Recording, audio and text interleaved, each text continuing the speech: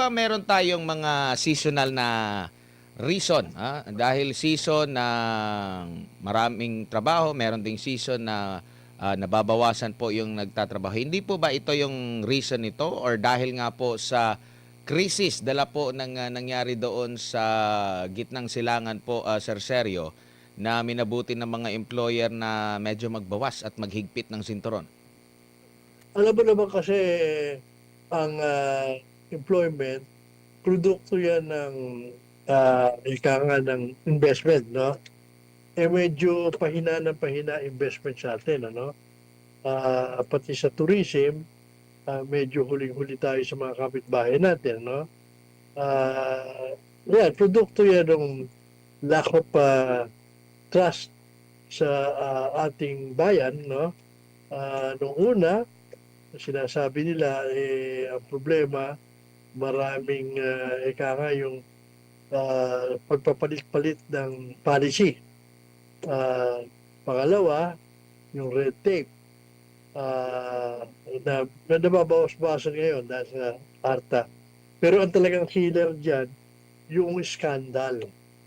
Sa ano, yan whether we like it or not, nakarating sa ibang bayan yan, at kung tayo pinagpipilian ng investment, kahuli-huli tayo sa choice. Lalampas-lampasan na tayo nung ating mga kapitbahay, no?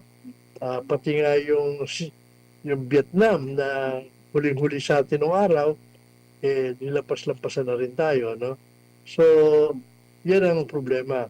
Pero meron namang hindi siguro na-capture yung maaring compared to last year, bumaba yung unemployment, no?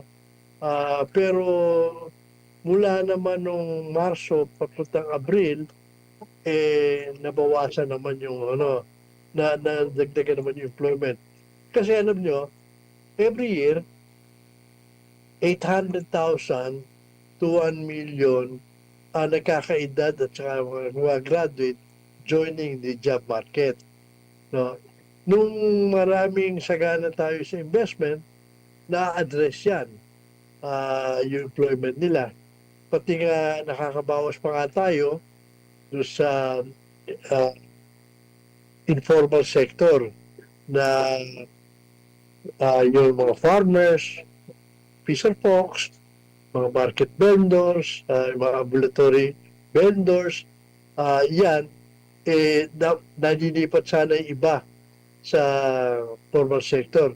Pero ngayon, hindi na na-address yan, pati yung mga employment nung gumagraduate na bago, nagkakaedad, hindi na-address. Kaya bumagsak yung natin, yung employment natin. Opo. In terms of percentage, dito sa taon na to, parang tumataas ang content sa nakaraang buwan, no? Pero compared to last year, talaga medyo may bumaba talaga. Opo. Sir Sergio, curious lang po ako, yung mga employer po ba natin, ang mga nagiging employer sa bansa, nadadagdagan po ba or nababawasan or pantay lang? May nadadagdag, meron ding nababawas po. Alam mo, hindi masyado nakikita ng mga kababayan natin, yung mga empleyado natin nasa mga 52 million ngayon nasa labor market, no? 86% of that nasa informal sector. 84%. Yung 16% nandun sa formal sector, no?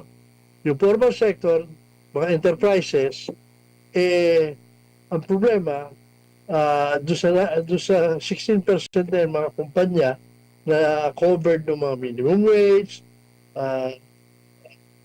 PhilHealth, SSS, Pag-ibig, yan, 90% yan micro.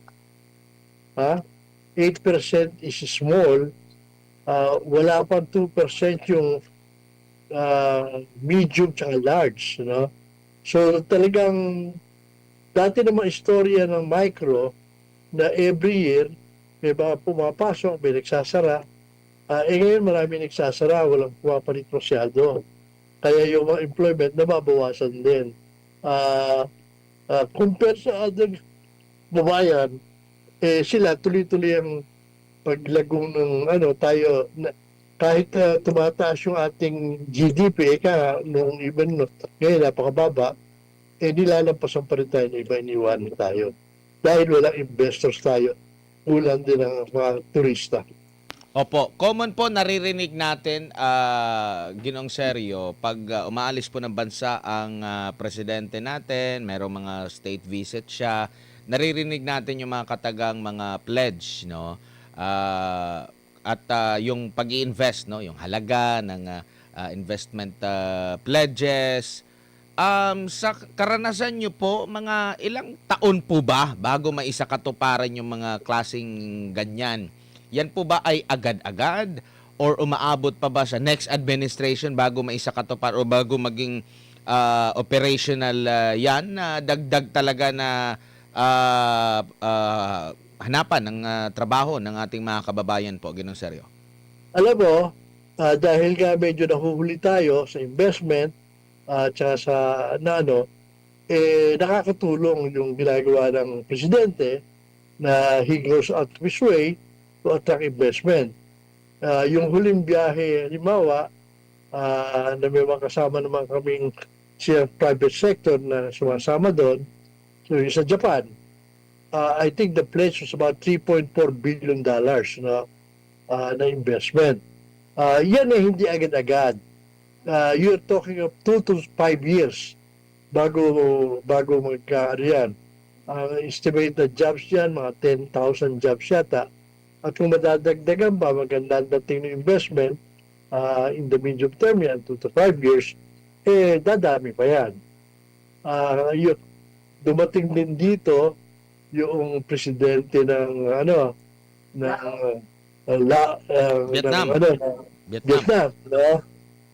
Marami ring pinag-usapang pledges. Alam mo naman yung Vietnam, nilampas-lampasan tayo. They are saying na dapat yung trade natin na nasa $2 billion lang ngayon, parang pinag-uusapan palaguin hanggang $12 billion, no? Tall order yan, no? At masyadong malaki ang advantage sila sa trade sa atin, no? Positive sila sa atin dahil naghahabol. So hopefully, kahit na hindi umabot sinasabing 10 or $12 billion in the next few years, sana man lang maiangat natin yung trade natin at makabawi tayo sa talo natin sa Vietnam. Marami ring employment na magagawa yan. Opo, at meron din po ba ng mga pledges na talagang hindi rin natutuloy maliban dun sa nabanggit niyo pong possible 2 to 5 years bago maisakatuparan? Well, totoo yan. Lalo na yung mga countries na nagbigay ng mayroong mga usapang investment, pero may mga countries na nagbibigay ng warning sa mga investors nila na umiwas muna sa Pilipinas ngayon. Basically, because of perceived political instability, plus the fact that sana kung naging successful tayo na makumbisi sila na masosolve natin itong scandal sa flood control scandal, sana baka magbalikan yung iba or tayo mapili naman sa investment. Pero nangyayari, lumalala pa yung distrust nila dahil wala nangyayari rito sa flood scandal na solusyon. Opo, Sir Serge, magandang gabi. Si MJ po ito. Sir, bakit po nakakawala ng tiwala sa mga investor ito pong flood control scandal?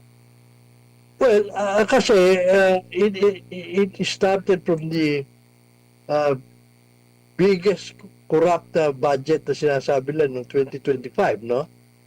Ang problema, dapat sana po-focus tayo ron, pero nawawala tayo ron hindi rin, no? Naglagay tayo ng ICI mo, wala nangyari, no? Tapos yung investigation sa Kongreso, yung investigation sa parang hindi rin happy ang mga tao, parang hinahanap nila sino ba talaga ang mastermind, sino ba talaga ang maparusahan. Walang nangyayari. marami hanggang ngayon kwentuhan lang, ano? So, hindi sila satisfied na masosolve to in the minute. Tapos, nagbubukas pa tayo ng ibang mga pintuan, babalikan pa natin yung ibang administrasyon, pupuntahan pa natin yung ibang mga ibang mga departamento, for instance. Samantalang dapat sana i-focus natin doon sa nakita ng mga foreign investors na nakitang sinusolve natin na hindi. Pinalalawak pa natin yung problema, lalong hindi naniniwala ngayon yung foreign investor, lalo pa ngayon nagkakagulo sa Senado, lalong hindi naniniwala ang na we will solve our problem in the short run. Sana nga, 2026, hopefully, kung nakita nila na may nangyayari, sana solve. Baka matrak na natin mga investors tsaka yung mga turista.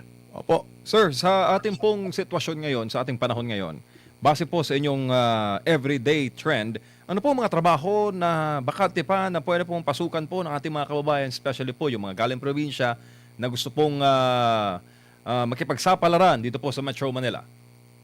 Well, nung una kasi, mas maganda ang sitwasyon natin ngayon. Lalong araw, maasa tayo sa agriculture, sa manufacturing lang. Ngayon, nadagdagan tayo ng services. Malaki yung services, tsaka yung remittances. Yan ang isang inaasahan. So, tsaka yung mga trabaho na hindi nasa formal sector, kaya ng mga deliveries, mga kanya-kanyang isip ng negosyo, mapapasukan, yan, nagdadagdag yan, no? Yung services sector, ang pinakamabilis lumaki. Sana yung infrastructure sana sa construction. Yung problema nga, dahil sa skandalo, maraming na project na naput on hold. Sana, ituloy man lang yung malalaking project like transportation, yung mga gano'n, dapat sana ituloy-tuloy yun. At pagbantayan na lang mabuti. No? Yung mining is contributing to us also. Yung tourism, although naiiwanan tayo ng kapitbahay, kahit paano lumalaki. Pero malaki iiwan natin doon. No? Hindi so yun ang mga areas, yung sa electronics, yung kalahati na ating export electronics, Tsaka yung mga BPOs natin, ahead tayo riyan. Maraming pupunta rito dahil yan. Opo, sir, sa inyo pong, syempre, ang mga employer po, ang mga bossing, kaya po nakakapag-employ, ay may negosyo. Sa panahon po natin ngayon, at present times, Sir Serge, feasible pa po bang magnegosyo? Dahil po, nandyan pa rin po yung banta ng yung pagtaas sa presyo ng langis dahil po sa Strait of Hormuz at ang walang katapusan po na bangayan ngayon sa gitnang silangan. Actually, sa totoo lang, hindi naman tayo dapat apektado masyado ng Strait of Hormuz Dahil marami nag-o-offer ng na hindi naman dumadaan dun although 20% nga lang dumaan sa Strait of Hormuz, napakaliit naman ang requirement natin para maging problema natin yun Maraming pwedeng panggalingan at maraming presyong pwede tayo makuha. So, hindi dapat problema. Napalaki lang natin yung problema as if mawawala ng supply. Hindi tayo mawawala ng supply. It's just a question of price.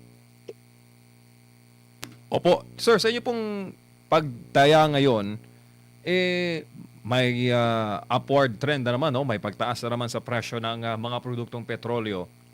Hanggang saan po yung threshold na kaya po ninyo para po mapanatili po ang status quo sa mga produkto, serbisyo na hindi po magtaas at yung pagpapanatili po ng trabaho ng libo-libo po na yung mga manggagawa? Alam mo, ang hardest hit dyan will be the small ones. Yung mga micro-industries, marami nagsasara. Dahil hindi nila kaya yung presyo. Konting dagdag lang sa cost nila. Very marginal ng operation. Yung some of those in the small, na 8%, yan, medyo mahaba-haba ang PC ng mga yan, yung medium, tsaka yung large, kaya niyan. Malalim ang busa, So, wag lang magtatagal masyado. So, yun ang problema, yung maliliit na ayuda lang ang inaasahan. O kung hindi ka, alam mo naman kasi, yung inflation naman, tulong-tuloy yan, no? Pag tumaas yung presyo ng bilihin para sa small, or sweldo, ipapatong nila sa presyo nila.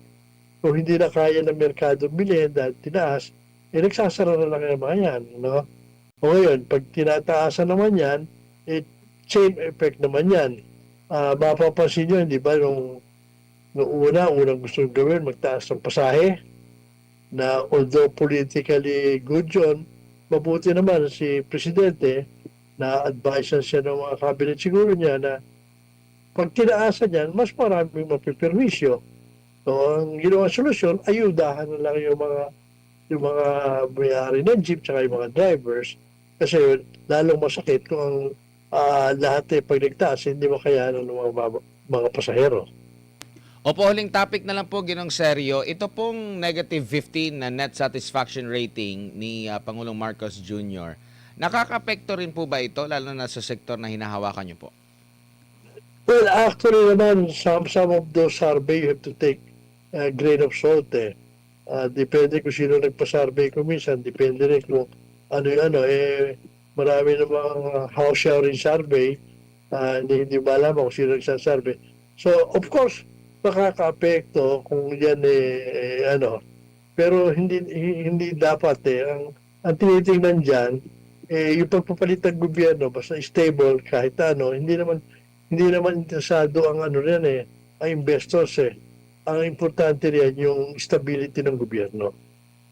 Opo. Ginong Sergio, maraming salamat po sa inyong oras at panahon. Sa ulitin po, ingat po kayo. Thank you, sir. Maraming salamat din sa inyo, MJ, Admar, at sa mga nanonood